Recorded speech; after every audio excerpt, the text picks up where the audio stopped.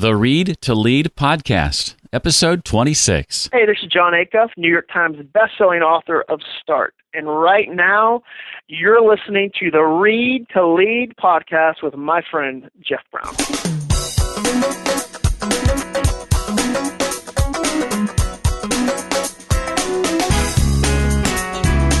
If it ever becomes clear that I've stopped learning, dig a hole and push me in as quickly as possible, because I'm of no use to anybody.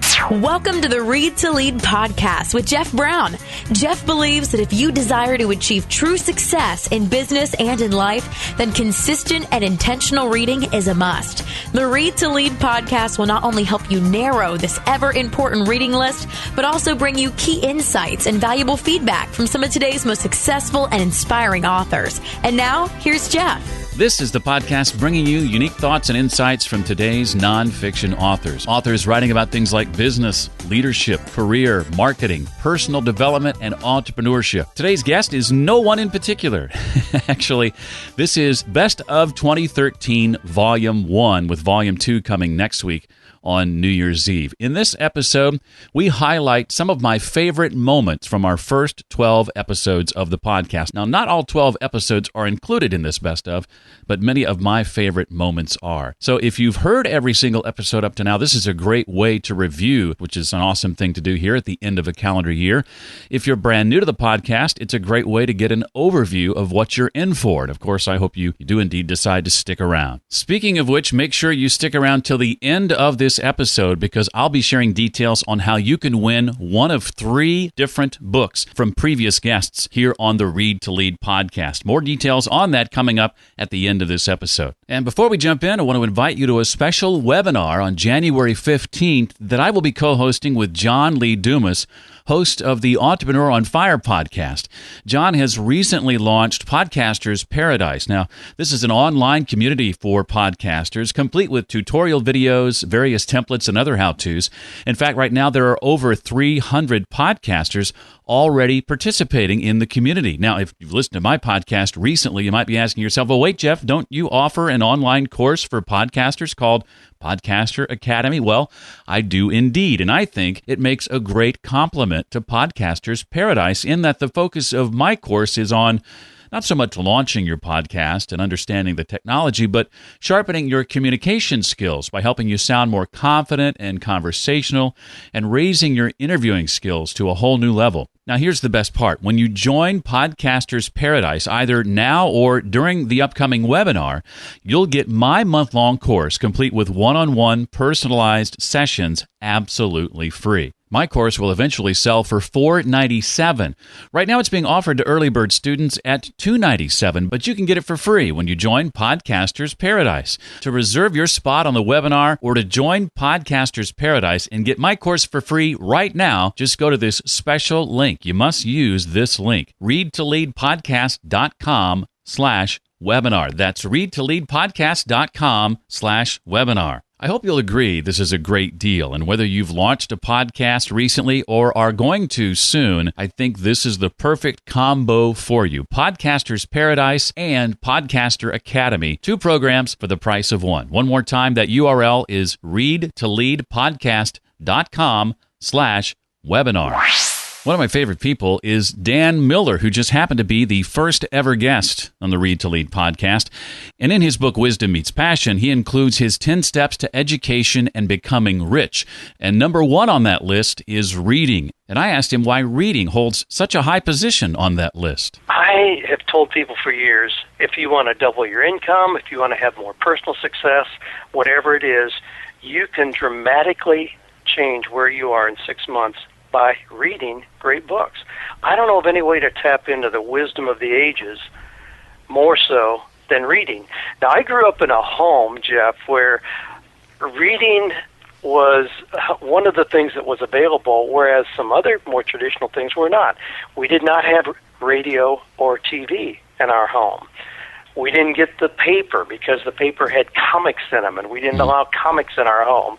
So reading was one of those things that was readily available, and I found that it allowed me to travel places I had never been, to dream about doing things I had never done, to imagine a life that I had never experienced, reading was what opened me up to a world of opportunities.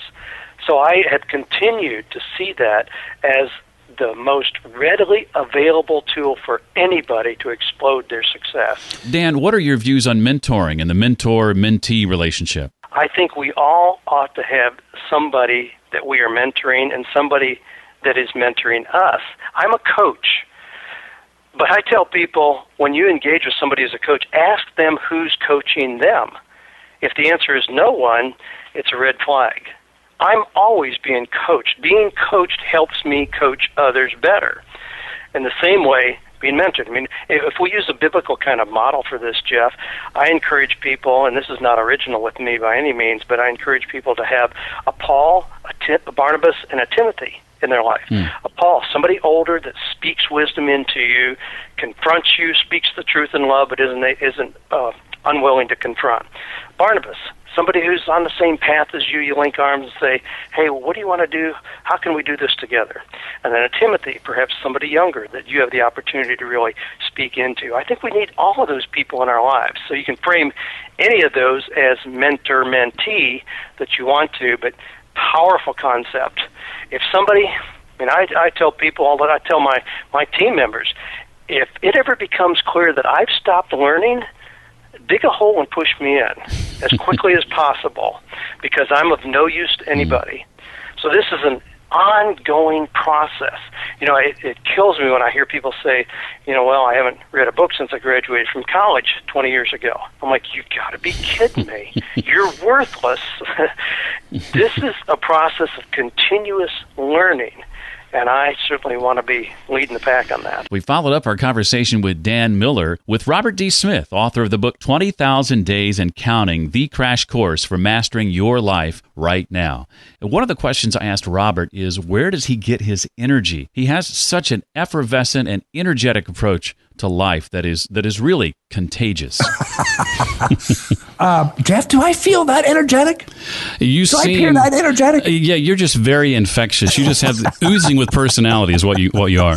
Wow. I think the idea, if this was my last day, I want it to be my best. It is showtime every day with the friends I'm with, the people I work with. I truly look at it like this is my last day. Here's the memory I'm creating. Here's the applause I'm giving to these people. And so if you do it with that intensity every single day, and of course I've been wrong 100% of the time up to this point. Do you hear me?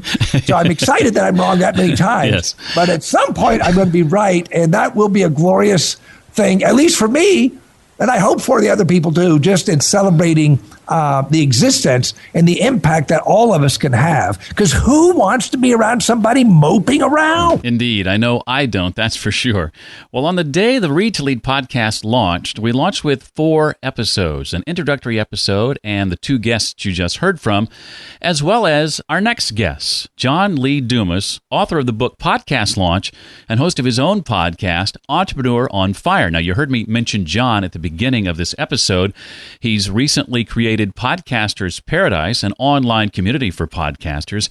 And when you join Podcasters Paradise right now or during our January 15th webinar, you get my month-long online Podcaster Academy course absolutely free. To find out more, go to readtoleadpodcast.com/webinar. And one of the questions I wanted to ask John is, why should individuals building a brand and businesses consider podcasting as part of their marketing arsenal? There are so many reasons to add podcasting to your arsenal. For instance, 5 years ago, nobody looked at YouTube as a major search engine. And now here we sit. It's the number 2 search engine in the world, second only to Google, which happenstance owns YouTube. I was just at Social Media Marketing World here in San Diego in April, where Michael Stelzner, the CEO and founder of Social Media Examiner, stands up in front of 1,100 people as a keynote speaker and says, podcasting, bar nothing in our study, is the hottest thing in 2013. 45 million people are going to iTunes every single month searching for content, free content to fill their rides, to fill their workouts. Why not be there as well? Why not reach that demographic? Look at Entrepreneur on Fire. I reach over 250,000 people every single month in over 145 countries, all because I'm in iTunes. And the barrier is low, but it's high enough where many people are not taking that leap. It's so easy to create a blog. So millions of people are doing that every single month. Right. It's a little more difficult to create a podcast. So hundreds of people are doing that every month. And that's a huge differentiator, Jeff. And when you have a podcast, to specifically answer your question, you develop authority in your niche, you establish an intimate connection with your listeners, and you just are reaching a different demographic of people that like to consume audio. And that's huge because those are your clients as well. And would you say now with this podcast as sort of the foundation of your launching pad, is it safe to say that has opened up new doors for you and allowed you to do things that you wouldn't be able to do or wouldn't have been able to do without the podcast?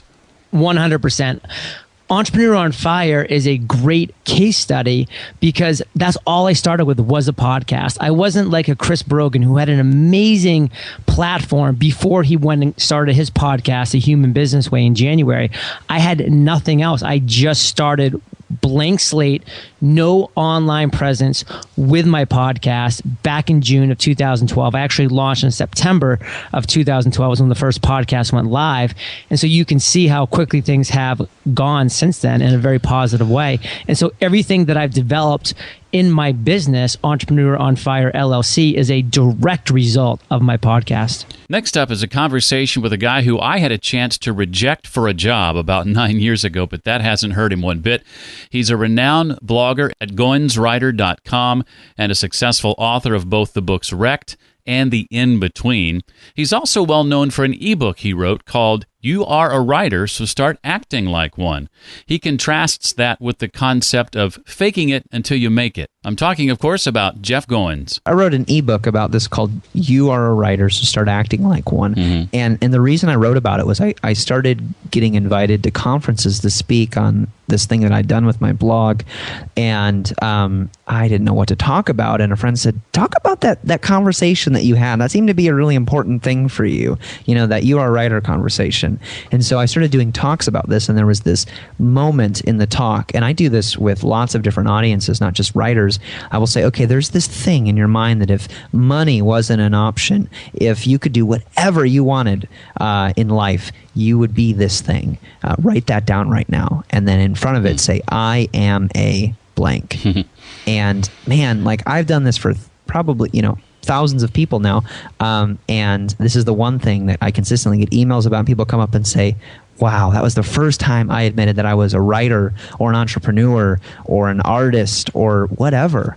And it is really empowering. And so I think that we know intuitively what we're supposed to be doing with our lives, even if it's kind of like a vague notion, but we're afraid to admit it.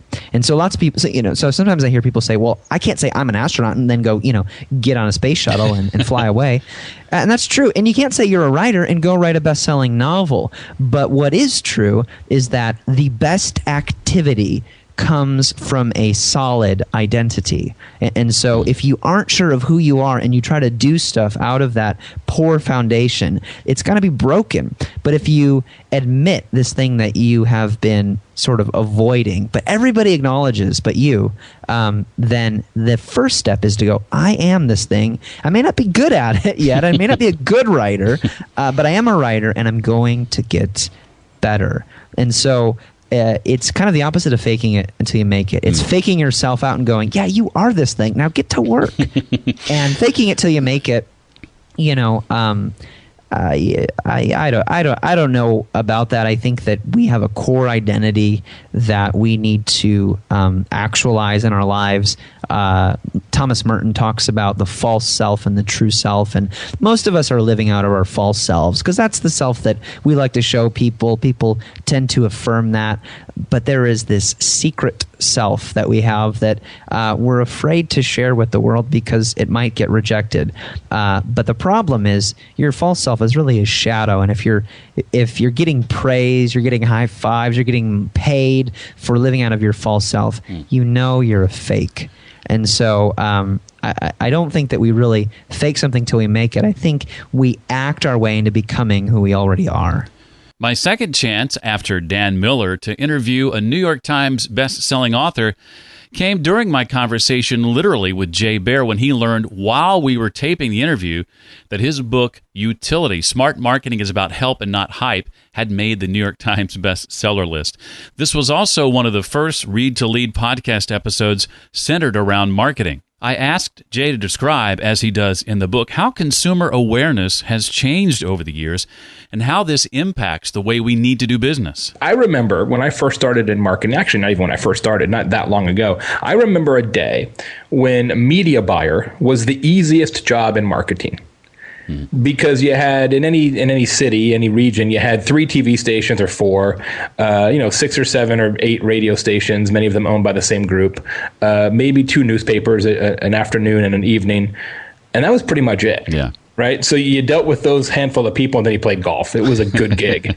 And now media buyer is the hardest job in marketing because everything is media. Everything is media. And so the places that you are competing for attention as a company are just, it's unbelievable. I mean, we compete against everything now. It's not about, hey, are you better at marketing than the guys that sell the same stuff as you?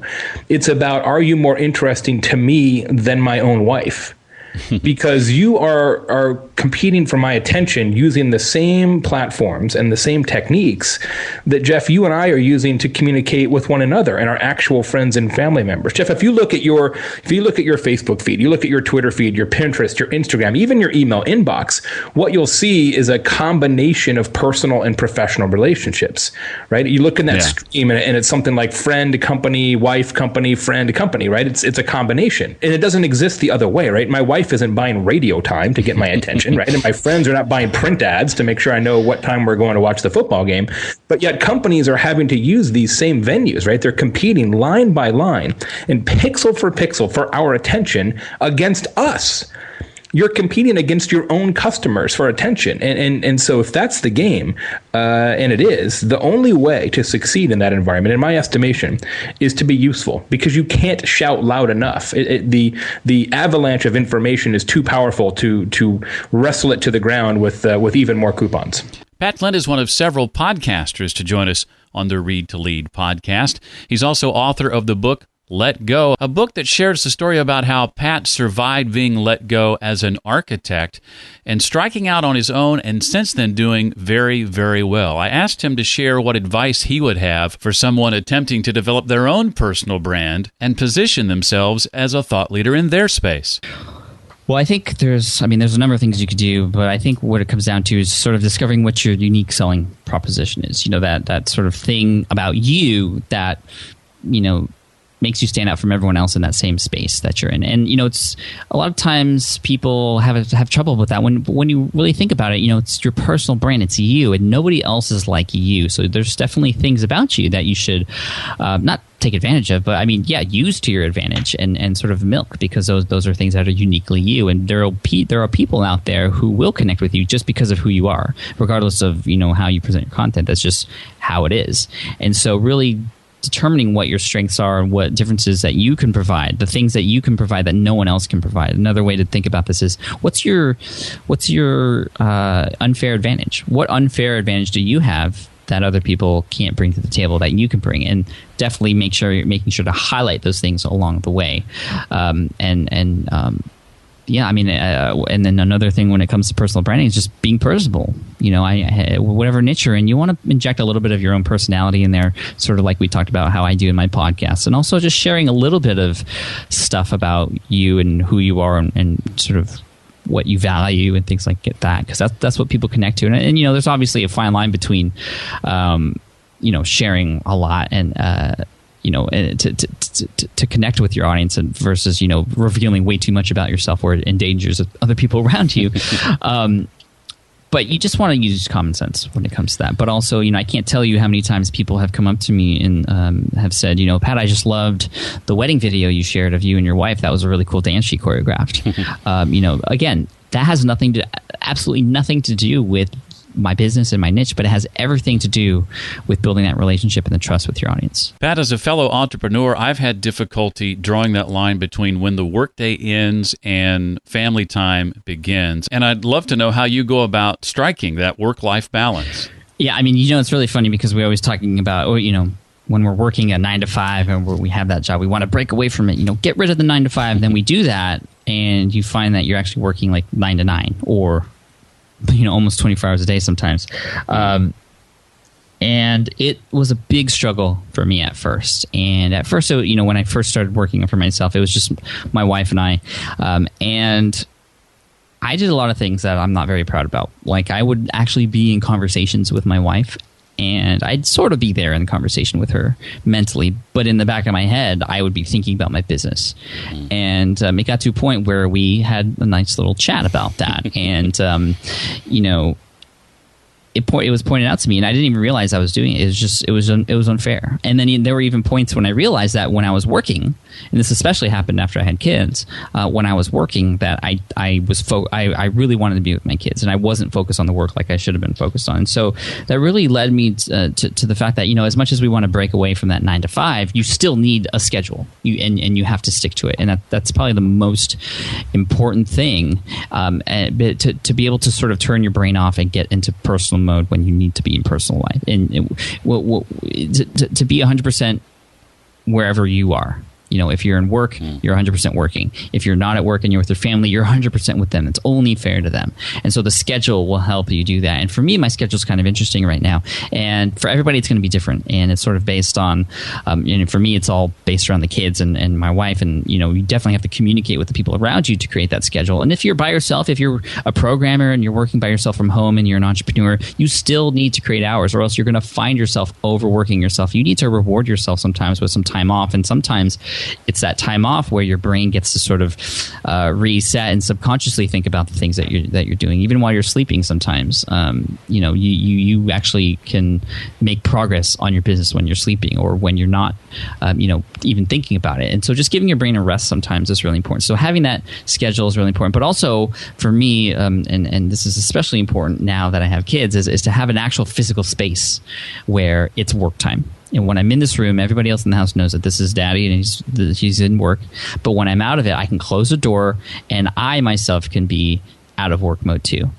So those two things are really important, having a schedule and then having a physical space. So I'm really lucky to have one of the bedrooms in the house I'm in now as my home office. And it's definitely challenging. And there are times when, the lines between work life and personal life are blurred. But these two solutions are the best and that I've come up with to be able to sort of delineate those two things. He wasn't necessarily a well-known author at the time, but 2013 has been a banner year for G. Richard Schell. He's a professor at the Wharton School, and earlier this year released a book called Springboard, Launching Your Personal Search for Success. It's basically the success course, as it's come to be known, that he teaches at the Wharton School of Business, turned into a book.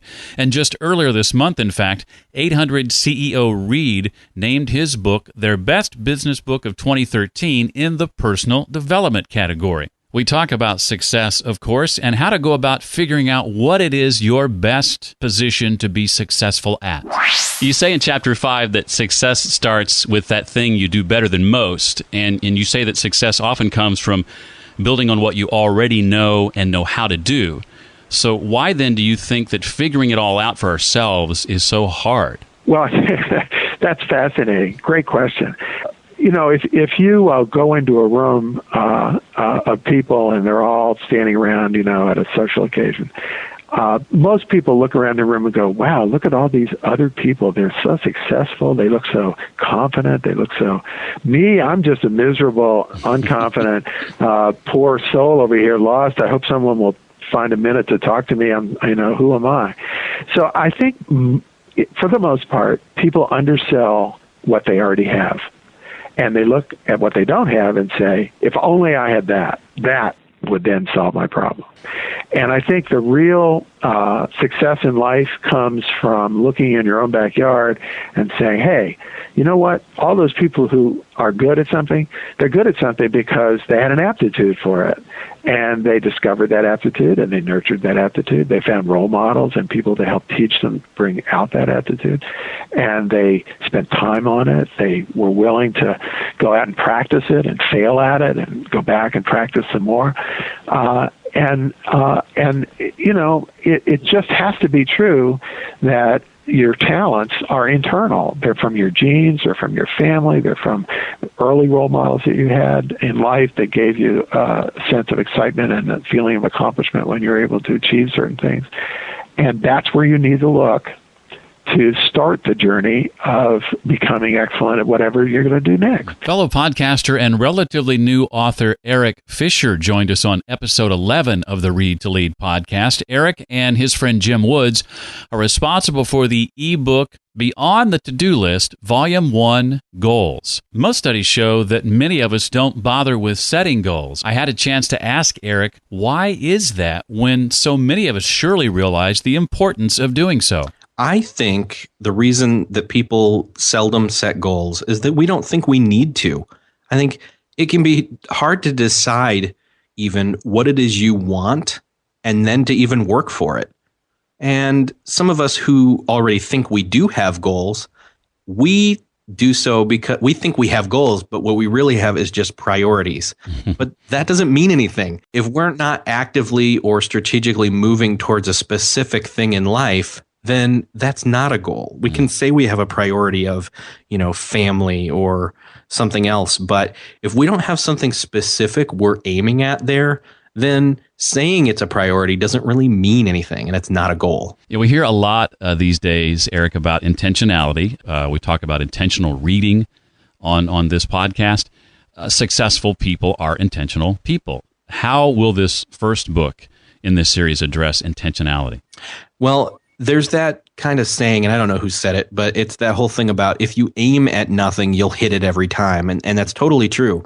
I mean, like others, I mean, you probably have experience with this, and so have your listeners, that you've had periods of time where you've aimed at nothing in your life, and those times don't yield nothing, but you'd be in an entirely different place in your life if you had set a goal at that point and then started working towards it. You can imagine where you would be right now. It's that whole thing about, oh, you know, if you'd put $1 in the bank when you were, you know, a baby or a teenager or whatever, then and left it there to continue to accrue interest or kept depositing to it, you know, you'd have your retirement set.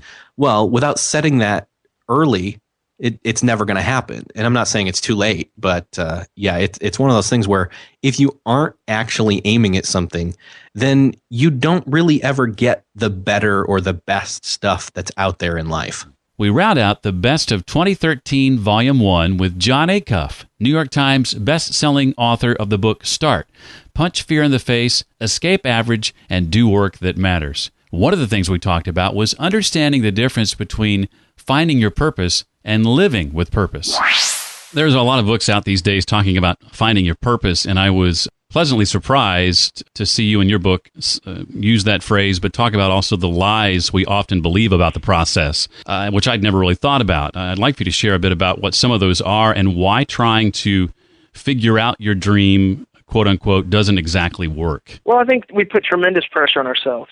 You know, we go, and it starts in college, really. What do we say to college students? Best 4 years of your life.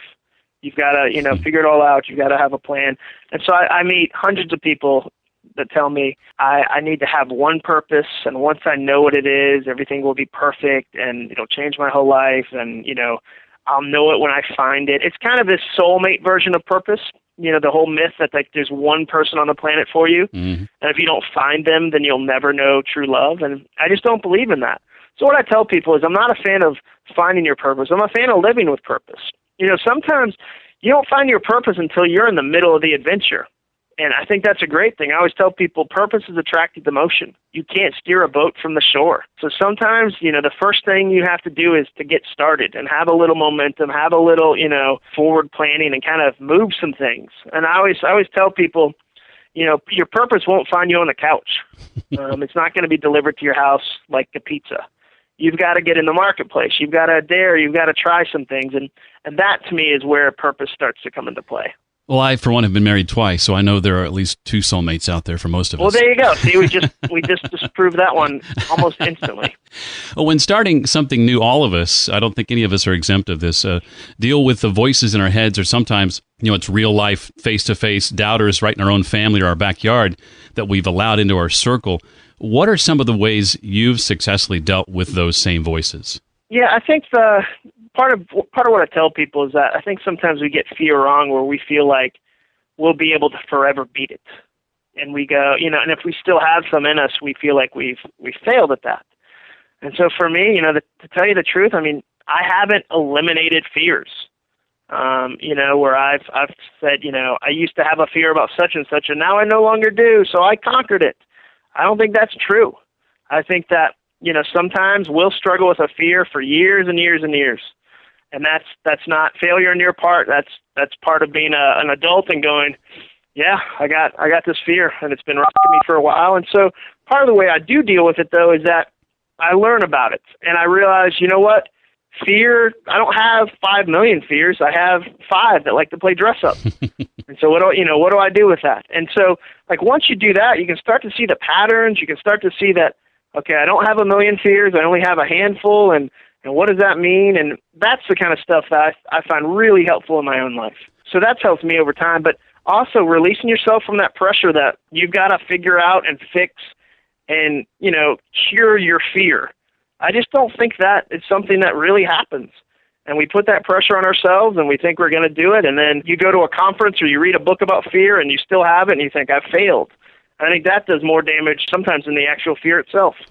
For a list of the authors appearing on today's episode and links to their most recent book, you can go to readtoleadpodcast.com/026. That's also where you'll want to go to get the details on how you can win one of 3 books from previous guests on the show.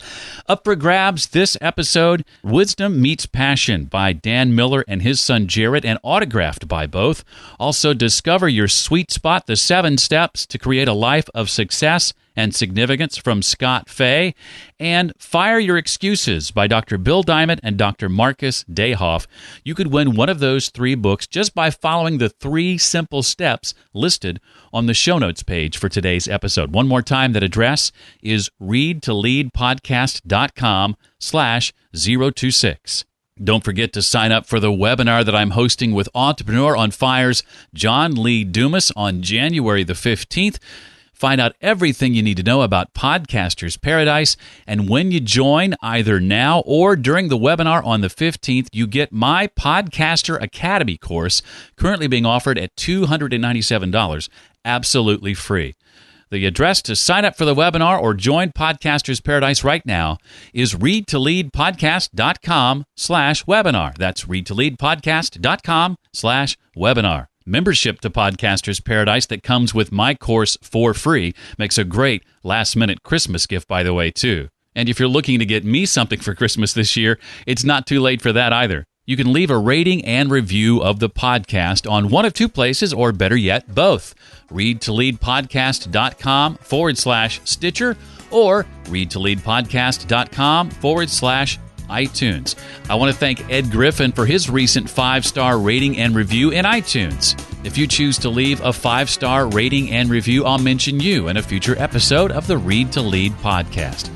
Well, that'll do it for this episode. I wish you and your family a very Merry Christmas, and we'll see you next time, New Year's Eve, on the Read to Lead podcast. Thanks so much for listening to the Read to Lead podcast. As a subscriber, we challenge you to be more than just a passive listener. Become a vital member of the community. Visit us on the web at readtoleadpodcast.com and chat with other members at facebook.com/readtoleadnation. Until next time, remember, leaders read and readers lead.